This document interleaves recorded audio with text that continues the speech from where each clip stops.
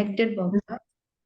Participative palliative care since 2007. Achievements are Best Nursing Award 2014-15 IMA Gold Code, International Excellence in Palliative Care Award 2019-20, Award for Excellence in Leadership by Cancer Aid Society. I would like to welcome ma'am. Over to you, ma'am. Thank you, dear. Thank you. Can you share my PPT? Yeah, ma'am. Yeah, sure.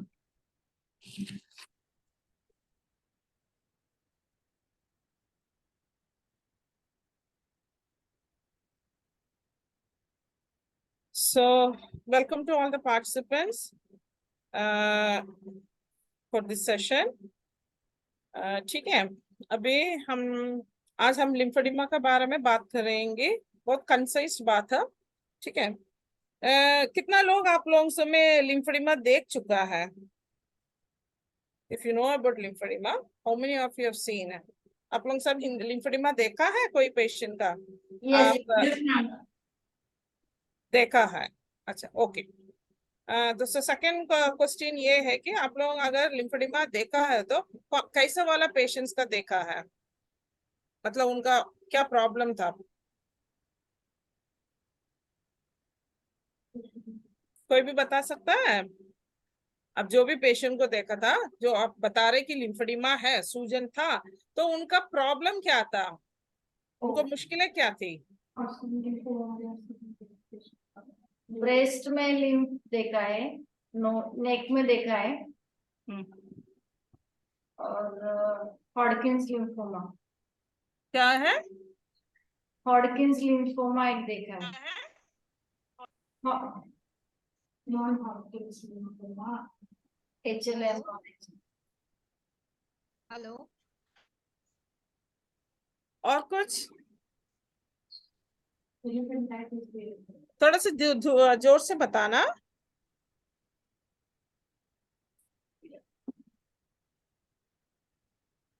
आपने बोला जो patient को आपने देखा है, वो patient का actually बीमारी क्या था? Breast cancer. ब्रेस्ट कैंसर था. ठीक है, वेरी राइट. ठीक है.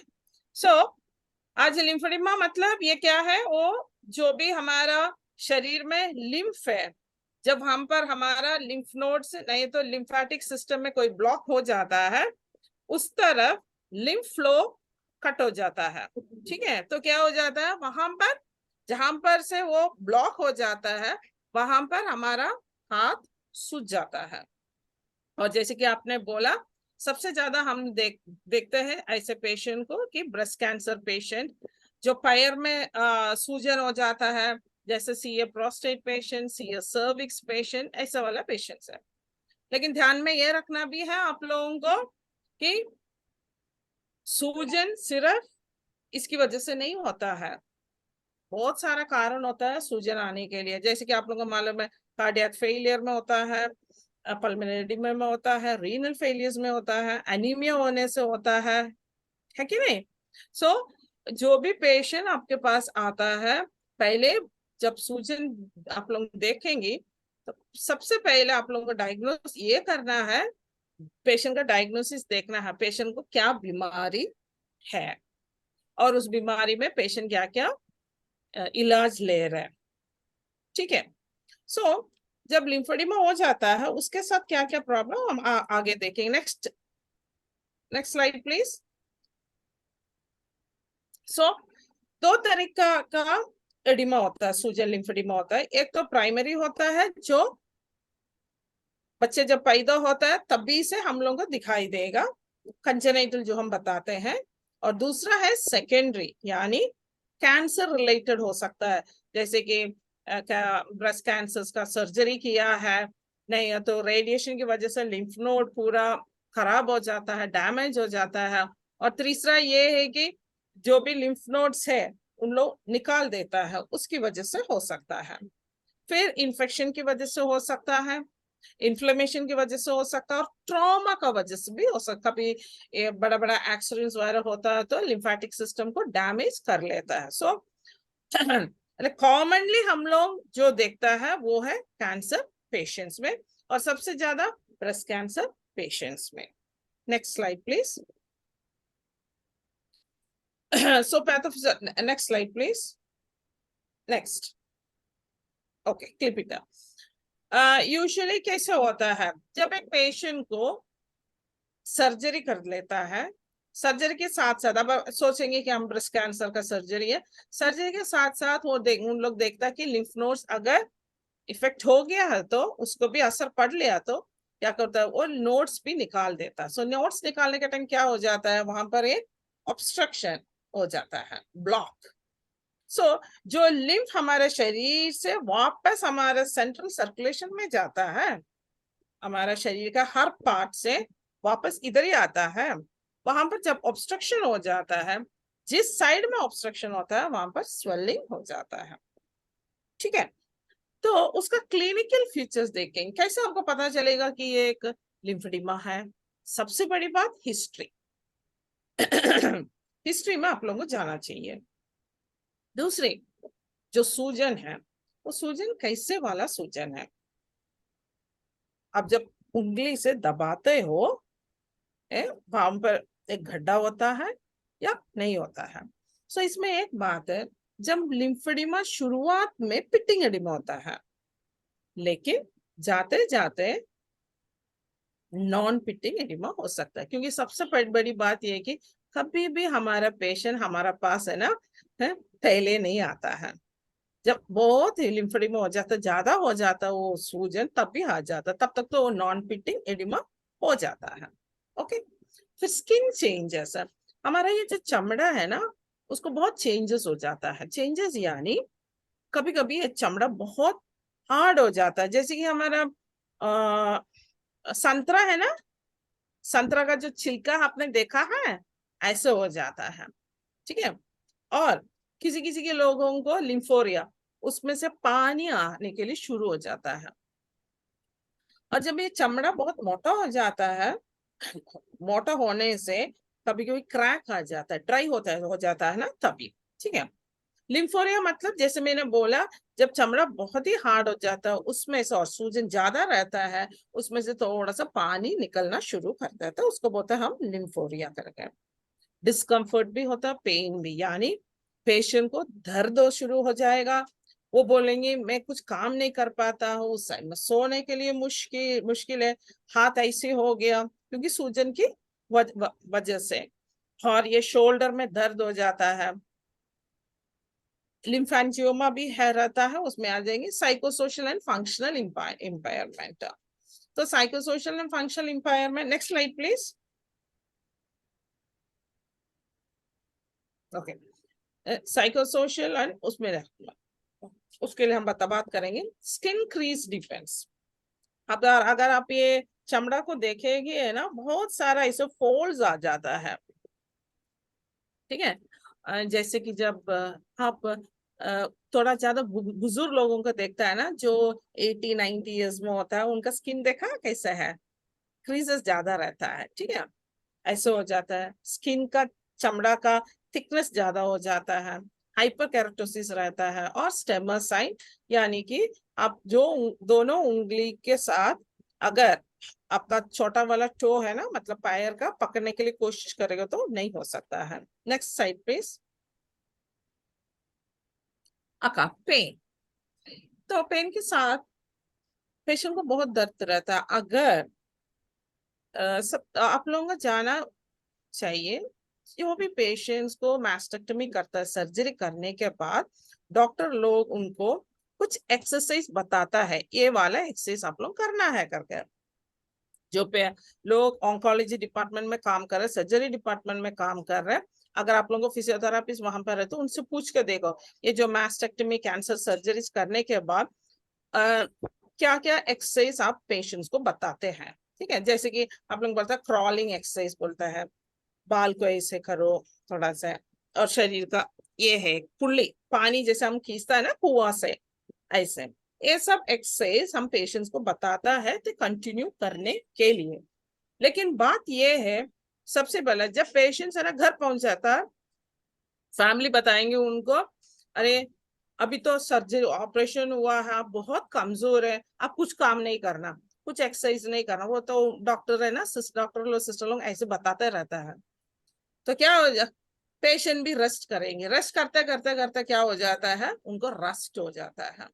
उन लोग फिर कोई भी काम कर नहीं पाएंगे। इसीलिए पहले से हम लोगों को पेशेंट्स को पकड़ना है, ठीक है। पेन जब ज्यादा हो जाता है, पेशेंट का पोस्चर चेंज हो जाएगा, कोई भी काम नहीं कर पाएंगे, इतना सिवियर दर्द होता है उनका, क्योंकि ये एडिमा जब बढ़ाता है ना सूजन, उनका पेन भी बढ़ाते जाएंगे। उसके साथ साथ जब गर्मी में वो क्या हो जाता है, ज्यादा गर्मी की वजह से और मुश्किलें उनको बढ़ जाता है। ये स्किन ड्राई होने के कारण उनको उसमें से पानी भी आ जाता है और बहुत मुश्किल भी होते हैं। हम लोगों को कभी कभी पेशेंट्स को सबको है ना दवा देना पड़ता है ताकि उनका दर्द कम हो जाएगा, तो उसमें हम लोग थोड़ा सा फोकस करना पड़ेगा। Okay, next slide please. Psychosocial issues. As a nurse आप लोग जो कर सकता है पेशेंट्स के लिए ये है कि बैठ के पेशेंट से बात कर लो, क्योंकि पूरा बॉडी में चेंज हो जाता है। यहाँ पर इस तरफ ब्रेस्ट नहीं है, पेशेंट जब ये सूजन आ जाता है अपना कपड़ा ठीक से पहन नहीं पाता है, एक साइड में हाथ ठीक है, दूसरा साइड में मोटा हो जाता है। लोग उनको पूछ पूछ सकता है कि आपका हाथ क्यों ऐसे है, हाथ में क्या हुआ है, कब से सूजन है, ये क्या हुआ था, आपको कुछ बीमारी है क्या, ठीक है। काम नहीं कर पाता है, काम जब नहीं कर पाता है शायद घर के लोग बोलेंगे देखो ये कोई काम नहीं कर पा रहा है। अगर जो औरत बाहर काम के लिए जा रहा है वो भी काम नहीं कर पाएंगे। फाइनेंशियल प्रॉब्लम बहुत रहता है, क्योंकि अभी तो सर्जरी के लिए इतना उन लोगों ने पैसा खर्च किया है, अभी जो सूजन आ गया उसके लिए उन लोग कहाँ जाएंगे, तो उन लोग नेग्लेक्ट करेंगे। फिर कंप्लेंट्स और मोटिवेशन, जब नेग्लेक्ट होता है, जब ये बात होता है उनका कंप्लेंट्स भी बहुत पुअर होगा, जाते जाते एक एक दिन ये सूजन जाता हो जाएगा। और दूसरा प्रॉब्लम है आप मोटिवेट भी नहीं कर पाएंगे पेशेंट को, स्टिग्मा रहता है। आप लोगों को मालूम है ना, लोग सब बताता है ना कैंसर इसलिए आया है, उन्होंने कुछ पाप किया होगा, नहीं तो कुछ गलती किया होगा। तो अभी भी कैंसर मतलब लोग ऐसे सोचता है इन्होंने कुछ तो हुआ इसलिए ऊपर वाले ने इसे दिया करके। और जब ये सूजन दिखता है ना उनको फिर मन में आ जाता है कि मेरा अभी जो सर्जरी किया था कैंसर का पूरा एक सर्जरी किया अभी भी वैसी की वैसी है। सो उसकी वजह से उन लोग चिंतित हो जाता है, कोई कोई पेशेंट तो डिप्रेशन में भी हो जाता है। Next slide please. सो उसका कॉम्प्लिकेशंस में क्या होता है, एक तो एक्यूट इन्फ्लेमेटरी एपिसोड होता है। 1 सेकेंड, मेरे को थोड़ा सा पीने के लिए आपको पूरा पानी पीना, वो जूस भी दूँ कोई भी। बार बार है ना पेशेंट्स को अगर ठीक से देखभाल नहीं किया है इन्फेक्शंस हो जाता है। लिम्फोरिया, जैसे सूजन बढ़ते जाएगा और उसके ऊपर कोई नजर नहीं है, नहीं तो पेशेंट का कोई मैनेजमेंट नहीं है, तो पानी आते रहेगा। डीप वेन थ्रोम्बस जैसे कि हम बोलते हैं डीवीटी हो सकता है, and of course some malignant disease, ये सब कॉम्प्लिकेशंस है। Next slide please. हम क्या कर सकता है पेशेंट के लिए, एक तो मैंने आपको अब बता दिया, पेशेंट से अच्छी तरह बातचीत करना बहुत ही जरूरी है। उनका क्या प्रॉब्लम्स है, क्या इश्यूज है, बात करना है। उनका साइकोसोशल प्रॉब्लम्स क्या है, उनका फाइनेंशियल प्रॉब्लम्स क्या है, इसके ऊपर आप लोगों को बात करना पड़ेगा। सबसे पहले फिर एडिमा किस वजह से हुआ है, ये नहीं सोचना कि पेशेंट को सर्जरी मास्टेक्टमी किया है, ब्रेस्ट निकाला है इसलिए एडिमा होता है, हो सकता है, लेकिन और भी कारण आपको देखना। सेल्यूलाइटिस हो गया तो भी एडिमा होगा। कैंसर पेशेंट जो लिम्फेडिमा पेशेंट को सेल्यूलाइटिस भी हो सकता है, तो हम लोग सेल्यूलाइटिस पहले ठीक करना पड़ेगा। तो प्रॉपर हिस्ट्री लेना चाहिए आप लोगों को, हिस्ट्री बहुत जरूरी है।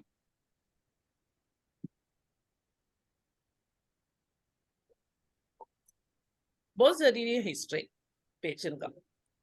उसके बाद आप ये हाथ देखो, कैसे ये हाथ, ज्यादा सूजन है क्या, पानी आ रहा है क्या, ये चमड़ा कैसे है, ज्यादा मोटा हो गया क्या, ये सब आपको देखना है, उसको इवैल्यूएशन करना है। उसके बाद ही हम लोग जो मैनेजमेंट करना है उसके बाद उस जाएंगे। ठीक है, फिर जब इन इवैल्यूएशन भी करता है तो एक स्ट्रक्चर होना चाहिए कैसे हम आगे जाएंगे। हमको लिम्ब यानी जो हाथ या पैर का जो सूजन है उसका मेजरमेंट लेते हैं। ओके, और ऑफ कोर्स गुड कम्युनिकेशन बहुत ही जरूरी है। पेशेंट लोगों से बातचीत करना, पेशेंट का फैमिली से बातचीत करना बहुत ही जरूरी है, क्योंकि पेशेंट को कौन देखभाल करता है, उनका फैमिली। और दूसरी बात है उनको मालूम नहीं अभी क्यों सूजन आया है, तो उसकी वजह से हमको पेशेंट से और पेशेंट फैमिली के साथ बैठ के इसके बारे में हमको बोलना पड़ेगा। ठीक है, इतना आप लोगों को समझ में आ गया? Yes ma'am. ओके, एक सेकेंड है।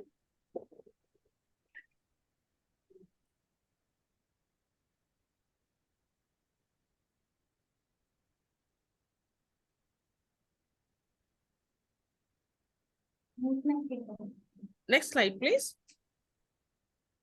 सो पेशेंट का, जब भी आपके पास पेशेंट आ जाता है हमको ये सोचना है हम लोग क्या पेशेंट को कैसे क्या मैनेजमेंट दे सकता है। क्योंकि बहुत सारा पेशेंट ऐसे है जो आता है गांव से आया होगा सिर्फ इलाज के लिए, है कि नहीं है। सो पेशेंट्स को हम क्या इलाज दे सकता है उसके बारे में सोचना पड़ेगा। सो उसको हम बोलते हैं 4 स्टेप्स है हम लोग को करने के लिए। सबसे बड़ी स्टेप है स्किन केयर। स्किन को कैसे हम देखभाल कर सकता है, so that is called skin care. ठीक है, दूसरी यह है कि कंप्रेशन। कंप्रेशन यानी 2 तरह का होता है। एक तो हम मल्टी लेयर बैंडेज करेंगे। ठीक है, जब पेशेंट का हाथ बहुत मोटा होता है, उसमें जो कोई शेप नहीं रहता है, उसके लिए हम लोग क्या करते हैं, मल्टी लेयर बैंडेजिंग डालेंगे। तो मल्टी लेयर बैंडेज में हम लोग कॉटन रोल यूज करेंगे। हमारा गमजी पैड है ना जो हम पेशेंट ड्रेसिंग करने के लिए यूज करता है, 2 गॉज के बीच में कॉटन रख कर गमजी पैड बनाता है ना, आप लोगों को मालूम है ना गमजी पैड क्या है? यस। हाँ, तो उसी को क्या करता है, पैड जैसा नहीं है, हम लोग एक रोल जैसा बना देता है। ठीक है, रोल चाहिए, एंड ऊपर से हम लोग क्रेप बैंडेज अप्लाई करता है। डायरेक्ट क्रेप बैंडेज आप कभी भी अप्लाई नहीं करते हैं। ठीक है, सो ये है पेशेंट का मैनेजमेंट जब सूजन ज्यादा रहता है। लेकिन अगर सूजन ज्यादा नहीं है और शेप भी है तो हम लोग स्टॉकिंग्स यूज कर सकता है। ठीक है, तो लेकिन स्टॉकिंग्स रात के टाइम निकालना है। मल्टी लेयर बैंडेजिंग रात को टाइम निकालना नहीं, पेशेंट उसी के साथ सो सकता है। इतना क्लियर हो गया आप लोगों को? ठीक है, और तीसरा ये है कि नेक्स्ट स्टेप है मसाज। थोड़ा सा मालिश करना बोलते हैं, लेकिन मालिश मतलब जैसे कि हम लोग घर में कुछ सूजन आ गया तो मालिश करता है, ये ऐसे नहीं है। ठीक है, इसका मालिश मतलब ये भी एक अलग तरीके का मालिश होता है। और 4th स्टेप है exercise. So 4 corner stones of management है ये, skin care, compression, massage, exercise.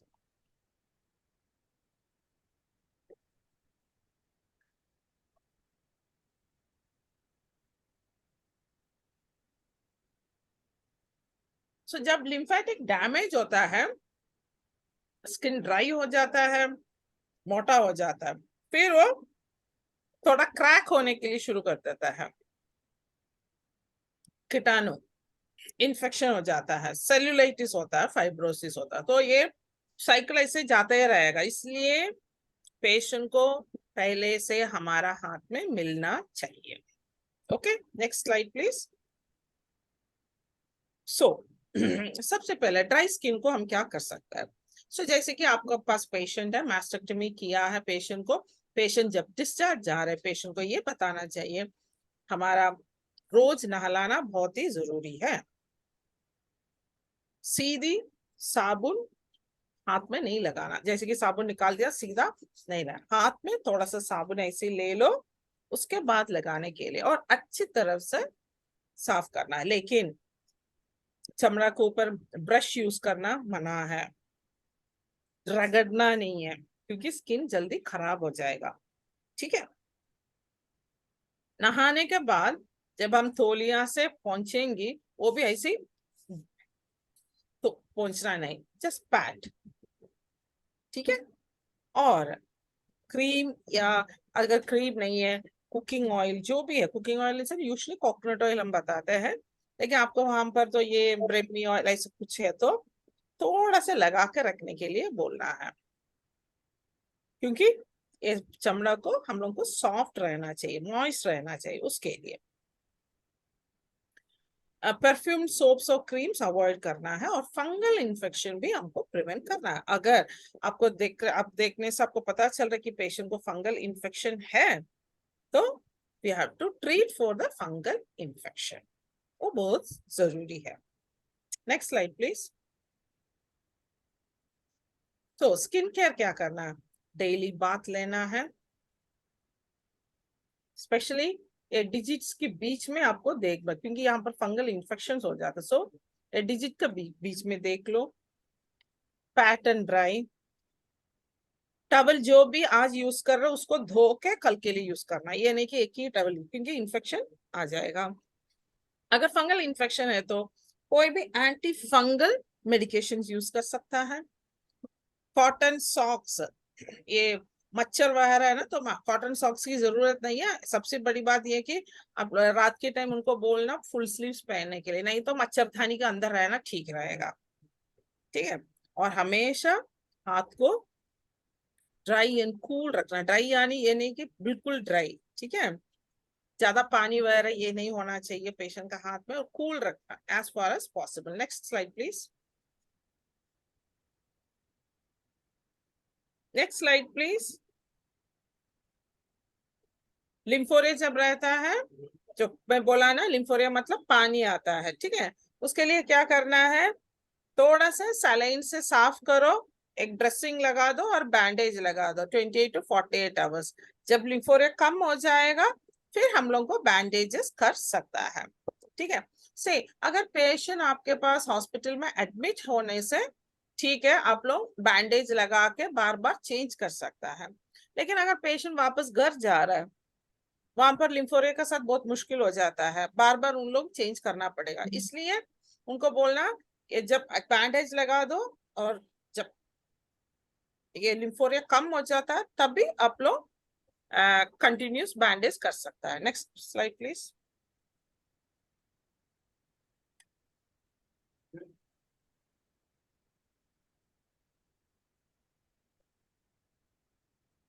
नहीं, सेल्यूलाइटिस, देखो सेल्यूलाइटिस के बारे में आप लोग सब जानता है, what is cellulitis, the science and symptoms of cellulitis also आप लोग जानता है, राइट।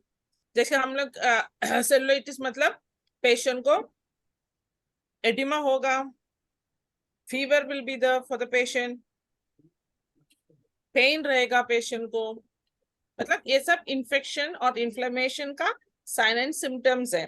थोड़ा सा ना एडिमा में थोड़ा सा स्किन के ऊपर लाल जैसा आपको दिखेगा।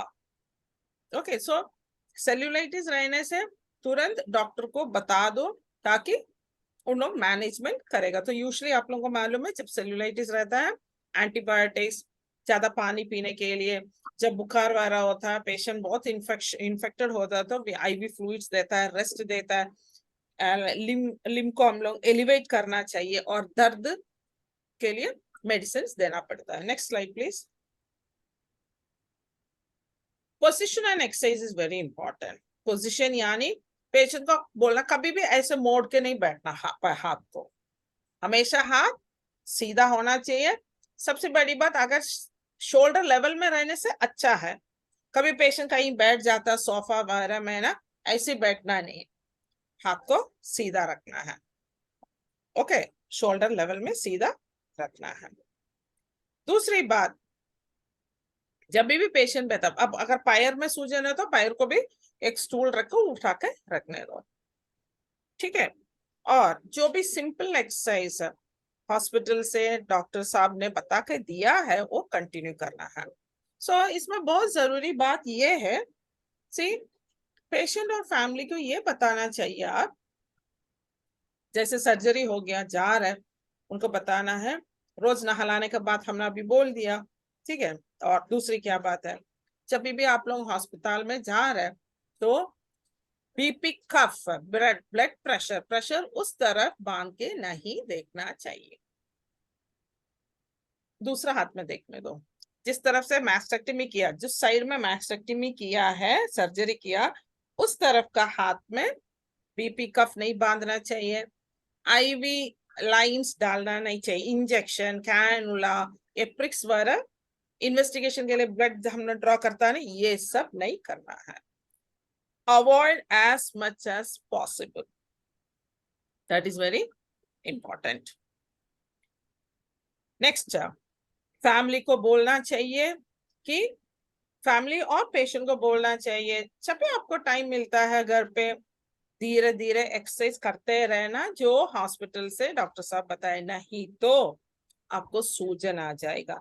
सूजन इसलिए आएगा क्योंकि आपका यहाँ का लिम्फ नोड्स निकाल चुका है, नहीं तो ये कैंसर का ये जो सर्जरी किया है उसकी वजह से यहाँ पर ऑब्स्ट्रक्शन आ जा है, तो बाद में धीरे धीरे शायद 1 साल या 2 साल या 4-5 साल के बाद भी आ सकता है। तो आप घर में सिंपल काम वगैरह कर सकता है, जैसे कि वेजिटेबल कट कर सकता है, खाना पका सकता है, लेकिन विगरस एक्सरसाइज नहीं कर सकता। विगरस एक्सरसाइज यानी है ना, एक बकेट पानी वो उठा नहीं सकता, वेट उठा नहीं सकता पेशेंट, बच्चे को उस साइड में उठा नहीं सकता है, तो वेट अवॉइड करना चाहिए। सिंपल एक्सरसाइज अगर करते रहेगा पेशेंट, सूजन नहीं आएगा, क्यों? मसल टोन रहेगा और लिम्फ फ्लो होते जाएगा, ये बहुत जरूरी है।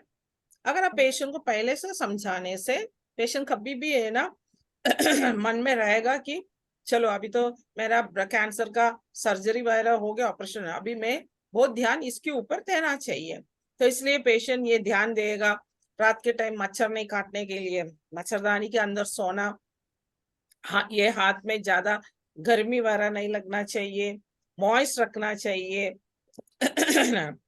फिर ये सब बातें पेशेंट को बताना चाहिए। Next slide please. और साथ साथ में एक्सरसाइज भी बहुत ही इंपॉर्टेंट है। Just show one, next this one, next one, okay come back, okay.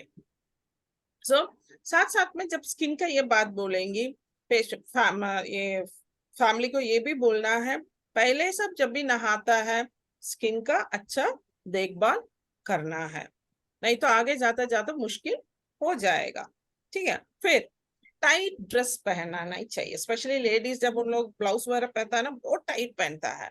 सो हमेशा क्या है, ये ब्लाउज है ना जो साइड में, इस साइड में ये बहुत लूज रहना चाहिए, जितना टाइट रहेगा यहाँ पर कलेक्शन ज्यादा हो जाएगा, तो उनको बोला लूज ड्रेसेस पहनने के लिए बोलना है। और कॉटन क्लॉथ पहनना सबसे सबसे अच्छा होगा, क्योंकि सिंथेटिक में गर्मी में क्या होता है, अभी हमारे यहाँ पर बहुत गर्मी है, इसलिए मैं बार बार है ना पानी कुछ कुछ पीते रहती हूँ, बहुत गर्मी है। सो आप सोचो जो नॉर्थ में और गर्मी होगा, सो पेशेंट को बोलता ज्यादा की ज्यादा कॉटन क्लोथ्स पहनने के लिए बोलो, सिंथेटिक क्लोथ्स पहनेगा, टाइट क्लोथ्स पहनेगा बहुत मुश्किल हो जाएगा।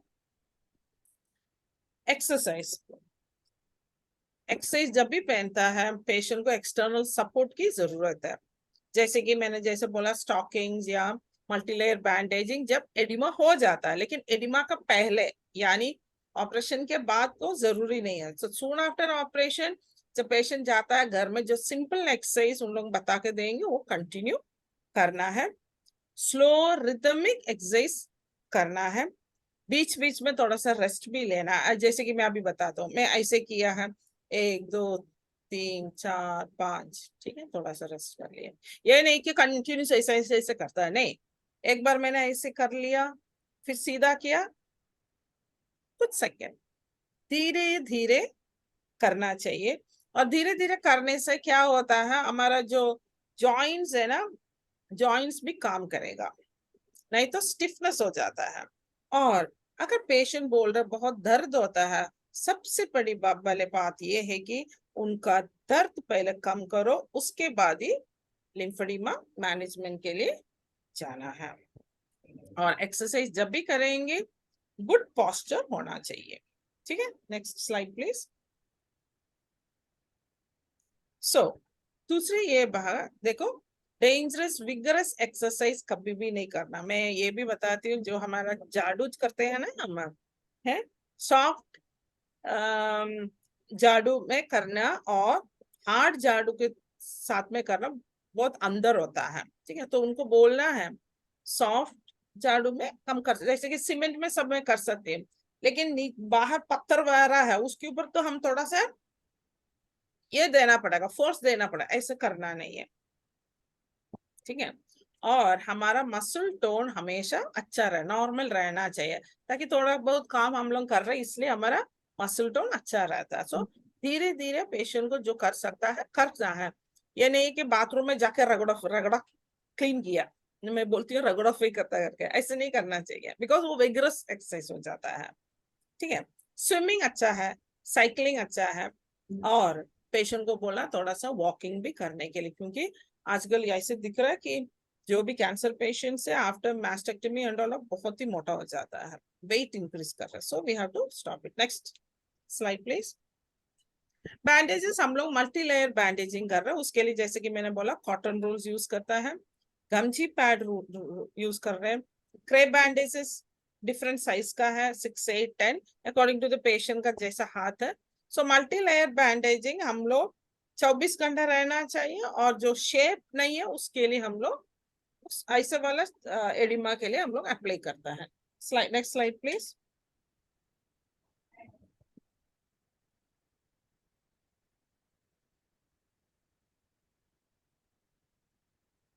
सो कॉन्ट्रा इंडिकेशंस क्या है मल्टी लेयर बैंडेजिंग?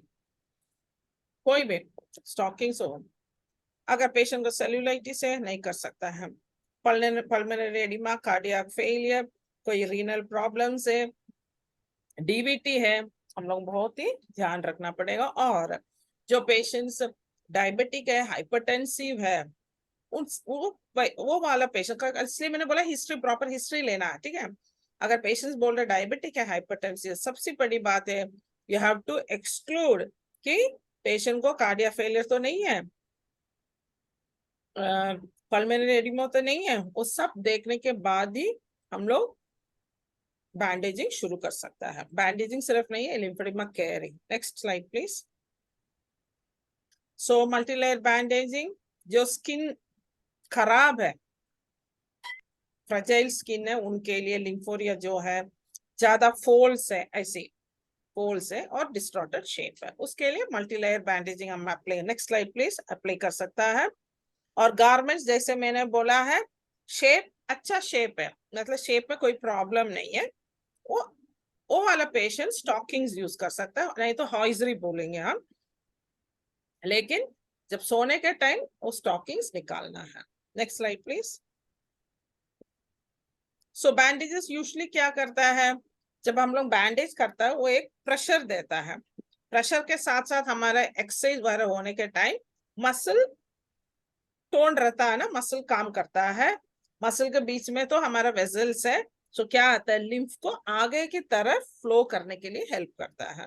सो जब भी हम लोग विथ बैंडेज एक्सरसाइज वगैरह करेंगे, due to our muscle tone क्या, lymph will start flowing, so वो साइड में एडिमा, सूजन कम हो जाएगा। Next slide please.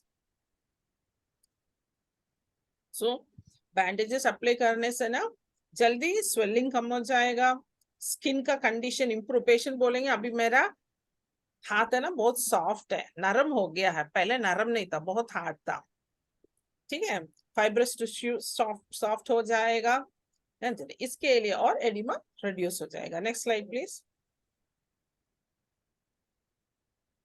Next slide please, खत्म, ऑलरेडी फिनिश्ड। कंप्रेशन गारमेंट्स और स्टॉकिंग कॉन्ट्राइंडिकेशन सेम है, ठीक है, चाहे वो स्टॉकिंग्स हो, मल्टीलेयर बैंडेजिंग हो, हम लोग को जब पेशेंट का हाथ में सेल्यूलाइटिस है, नहीं है तो डीबीटी, कार्डियक फेलियर्स और पल्मोनरी एडिमा, ये सब है, तो you can not wear any of the this one oedema, this one multilayer bandage भी दे नहीं सकता और गारमेंट्स भी दे नहीं सकता। Next slide please. So bandaging हम लोग कैसे करता है मालूम है? जस्ट 1 सेकेंड है, 1 सेकेंड। होपफुली बैंडेजिंग है ना, हम लोग है ना पहले क्या करता है, यहाँ से शुरू करता है बैंडेजिंग। ठीक है, पहले उंगली का बैंडेजिंग हम लोग डालता है। उंगली का बैंडेज के बाद पहले कॉटन डालेंगे, कॉटन के ऊपर गमजी पैड रोल करेंगे। उसके बाद हम लोग फिंगर बैंडेज, फिर ऊपर से क्रेप बैंडेज का कर लेता है। Next slide please. देखा आपको ऊपर से सिर्फ ये दिख रहा है अभी क्रेप बैंडेज, लेकिन उसके नीचे सबसे लेयर, फर्स्ट लेयर कॉटन होता है, रुई, उसके बाद गमजी पैड, उसके बाद crepe bandage. Next slide please. Next slide please. अच्छा ठीक है, वापस आ जाओ। सो दो तरह का मसाज होता है। एक मसाज क्या है, हम लोग जिस तरफ सूजन रहता है उसी के ऊपर हम लोग मसाज कर सकता है, ठीक है। और दूसरे उसको हम लोग मैनुअल लिम्फेटिक ड्रेनेज, उसका नाम है मैनुअल लिम्फेटिक ड्रेनेज। अगर मेरा राइट साइड में सूजन है, राइट हाथ में सूजन है, तो मैं वही सूजन के ऊपर ही मैं मसाज करेंगे, लेकिन एक तरीका होता है मसाज के लिए, ठीक है। क्योंकि मसाज हमेशा ही यहाँ से शुरू होता है और यहाँ खत्म होता है, लेकिन ऊपर की तरफ ही होता है, ठीक है। और ये ट्रेन्ड थेरापिस्ट या ट्रेन्ड नर्सेस ही कर सकता है। ये नहीं कि पेशेंट को पता था आप मालिश करो, पेशेंट कैसे भी मालिश कर लिया, ऐसा नहीं होता है, ठीक है। सो इसके लिए आप लोगों को ट्रेनिंग चाहिए। इसके लिए ट्रेनिंग चाहिए, स्पेशली बैंडेज कैसे डालना है। आपने जो देखा देखा, लेकिन वो बैंडेज डालने में भी बहुत ही सीखना है। सो बैंडेज कैसे डालता है, मसाज कैसे करना है, एक्सरसाइज कैसे करना है, ये सब हमको सिखाना पड़ता है। उसके लिए ये वाला ट्रेनिंग सिर्फ नहीं होता है, थोड़ा सा ज्यादा, लेकिन ये सिर्फ आपको अवेयरनेस दे रहे कि लिम्फेडिमा पेशेंट आने से बहुत कुछ हम कर सकता है पेशेंट के लिए, इसलिए बात करना, स्पेशली स्किन केयर के बारे में जरूर बोलना पेशेंट्स को, और टू कंटिन्यू द एक्सरसाइज जो डॉक्टर साहब ने बता के दिया है, ठीक है। SLD जो आप लोग देख रहे हैं, सिंपल लिम्फेटिक ड्रेनेज, ये है ना हम पेशेंट का बाईस्टैंडर, पेशेंट और पेशेंट को बाईस्टैंडर को बता के देंगे। तो यहाँ पर हम लोग क्या करता है, पेशेंट को एडमिट करेंगे, उनको फैमिली को दिखाएंगे कैसे बैंडेज कर सकता है, कैसे मसाज करना है, कैसे एक्सरसाइज करना है। फिर जब उन लोग अच्छा से सीख जाएगा, उनको हम लोग डिस्चार्ज कर देंगे, ताकि उन लोग घर जाके पेशेंट कर सकता है। और सिंपल लिम्फेटिक ड्रेनेज में हम लोग सूजन की जगह हाथ ही नहीं लगाएंगे, टच नहीं करेंगे, सूजन की दूसरी और हम लोग ये कर रहे, मतलब सिंपल लिम्फेटिक ड्रेनेज में सूजन में हम लोग हाथ नहीं करेंगे, हाथ लगाएंगे नहीं। That is a very important message, ठीक है। Next slide please. So simple lymphatic drainage में क्या है, मसाज में जैसे मैंने बोला है, अगर मेरा राइट हैंड में सूजन है तो मैं लेफ्ट शोल्डर से शुरू करेंगे, ताकि यहाँ का जो लोड है कम करने के लिए। और हाथ में कुछ नहीं पहनना, ग्लव कुछ नहीं है, जस्ट मसाज कर रहे हैं। और अगर पेशेंट बैंडेज वेयर कर रहे नहीं है तो गारमेंट है उसी के साथ ही हम लोग कर रहे हैं। तो हम लोग ये दोनों नेक साइड करेंगे, दोनों क्लैविकल, अनअफेक्टेड अंडर आर्म, फिर चेस्ट, इतना जगह हम करता है। Next side. और एक्सरसाइज भी मैम ये तो, next slide please. Next next exercise है, एक्सरसाइज ऐसा है, अपर लिम्ब के लिए हमारे पास 7 एक्सरसाइज है और लोअर लिम्ब के लिए 8 एक्सरसाइज है। एक्सरसाइज भी पेशेंट विद कंप्रेशन बैंडेज या नहीं तो स्टॉकिंग के साथ ही कर सकता है, जब लिम्फेडिमा ऑलरेडी हो चुका तो। अगर लिम्फेडिमा नहीं हुआ है तो पहले से पेशेंट सिंपल एक्सरसाइज जो डॉक्टर साहब बताएंगे वही फॉलो करना है। एक्सरसाइज में क्या होता है, मसल पंपिंग होता है। So with muscle pumping lymph will start flowing, और ये जो स्टिफनेस हो जाता है ना जॉइंट्स में, वो हम कम कर सकता है पेशेंट को, वो प्रिवेंट कर सकता है। और पेशेंट को नॉर्मल जो काम घर में कर रहे हैं, ज्यादा विग्रस मतलब क्या बोलना है, वेट वगैरह नहीं लेना, लेकिन नॉर्मल खाना वगैरह बनाना, ये सब पेशेंट घर पे कर पाएंगे। Next slide please.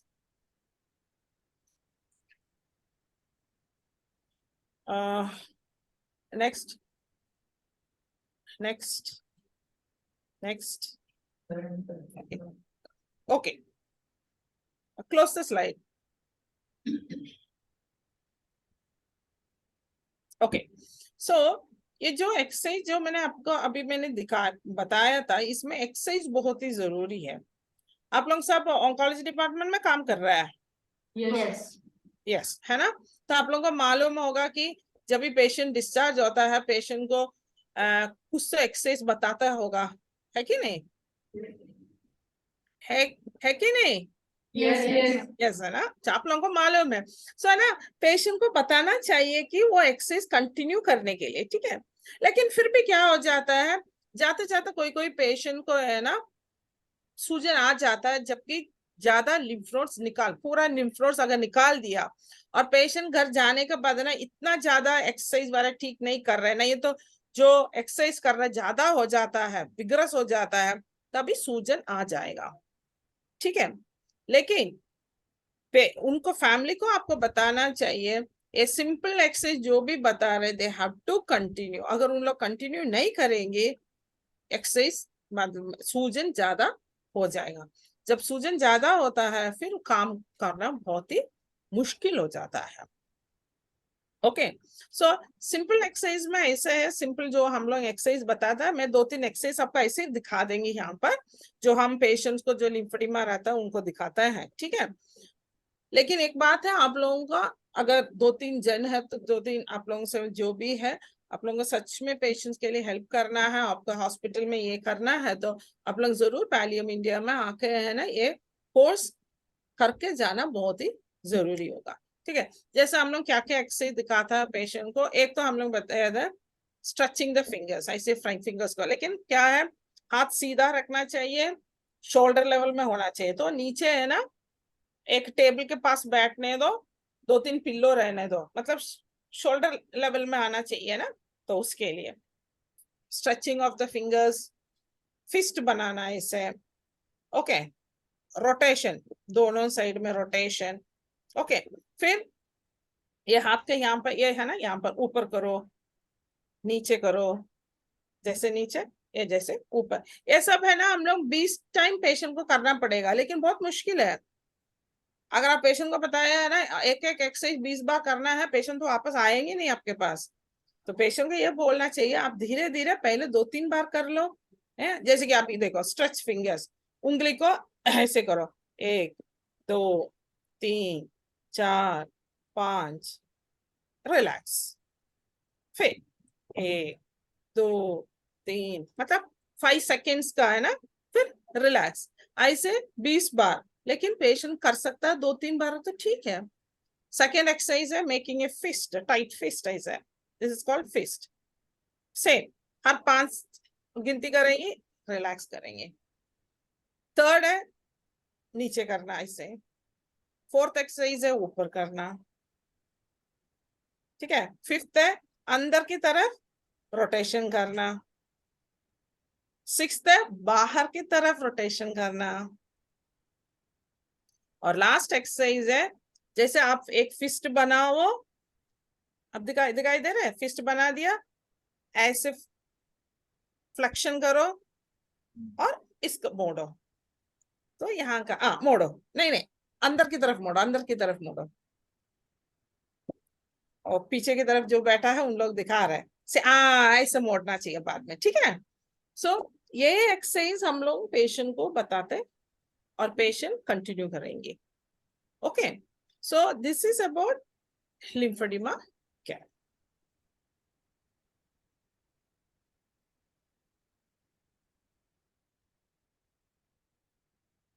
Thank you so much ma'am. Hope कि आपको सबको समझ में आया अच्छे से। मुझे थोड़ा सा पॉइंट्स ऐड करना है, लाइक एक ही चीज, जो बैंडेजिंग मैम ने इमेज दिखाया था, उस बैंडेजिंग में फिगर ऑफ 8 का बैंडेजिंग करते हैं, राइट मैम? फिगर ऑफ 8 का बैंडेजिंग हम फ्रॉम द फिंगर दिखाते हैं। वो है ना दिस वन, हम लोग यहाँ हम लोग नहीं है, जैसे कि बहुत हर वाटर हर एक बहुत सारा स्कूल ऑफ लिम्फेडिमा है, ठीक है। लिम्फेडिमा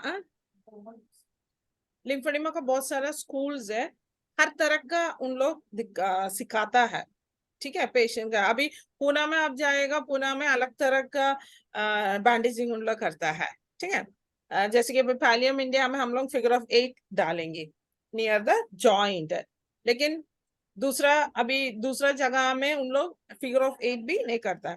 बात इतना है, जो भी आप लोग सिखाएगा patient should be able to follow it, ठीक है।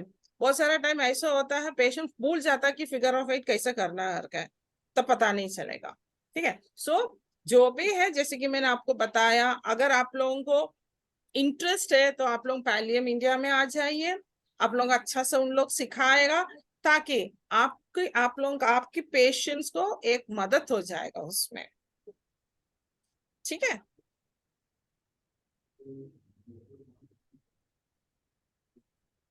Okay okay, thank you. Any queries, कोई सवाल? सॉरी। कुछ डाउट हो तो पूछना हो तो पूछिए।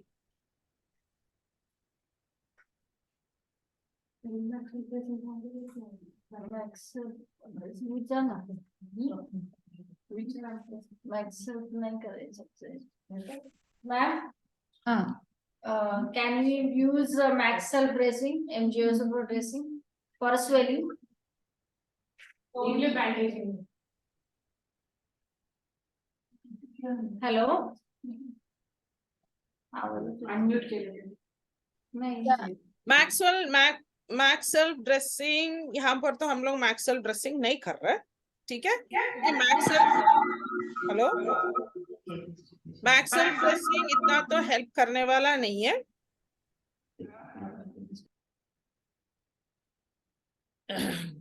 क्योंकि ये जो सूजन है ये लिम्फ ब्लॉक की वजह से हुआ है सूजन है। सो मैक्सेल ड्रेसिंग हम लोग सेल्यूलाइटिस, अगर पेशेंट को सेल्यूलाइटिस है, ऑलरेडी पेशेंट का सर्जरी हो चुका है, लिम्फेडिमा बदली सेल्यूलाइटिस है, उसके लिए तो ठीक है, लेकिन मैक्सेल का ज्यादा रोल नहीं है और हम लोग यहाँ पर यूज भी नहीं करते।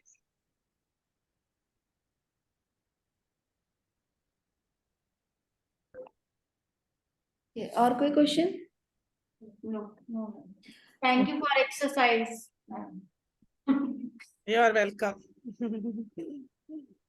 Okay, then we can wind up the session. Thank you so much, ma'am, for the wonderful session, and thank you so much for joining. Thank you all the participants for joining. And thank you all participants, ठीक है। Thank you. Okay, bye. Thank Bye. you.